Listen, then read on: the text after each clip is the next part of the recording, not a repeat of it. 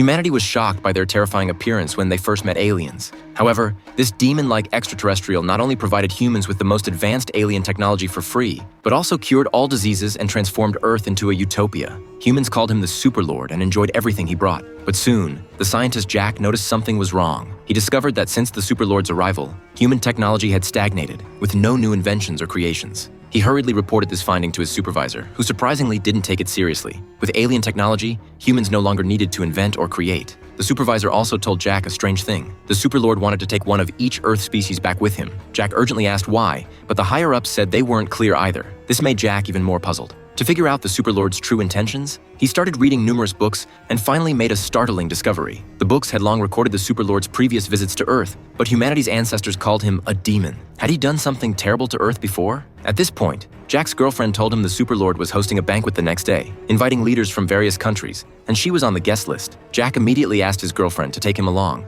At the banquet, Jack publicly questioned the Superlord about why he was blocking human technology and secretly taking away some Earth species. Unexpectedly, the Superlord didn't avoid the questions, but candidly admitted it was all for humanity's sake. He restricted technology to prevent humans from having the power of self-destruction, as he could solve all problems for them. Humans only needed to continue enjoying life. The taken species were merely for exhibition purposes, nothing else. Seeing that everyone still didn't believe him, the Superlord tried to prove his goodwill towards humanity by using a pregnant woman as a demonstration. He offered to perform a genetic check on her unborn child to ensure its health. After saying this, he had the pregnant woman place her hand on a disc. Instantly, a dazzling white light beam pierced the night sky, deeply shocking everyone present. They started to believe the Superlord truly meant well for them. However, Jack keenly noticed a special symbol in the light beam and hurriedly sketched it down. After returning home, Jack discovered this symbol was actually an interstellar coordinate pointing to the Superlord's mother. It seemed the so-called prenatal check was a lie, and the light beam must contain some unspeakable conspiracy. So Jack began investigating all the pregnant women who had been illuminated by the light beam. The results were beyond everyone's expectations.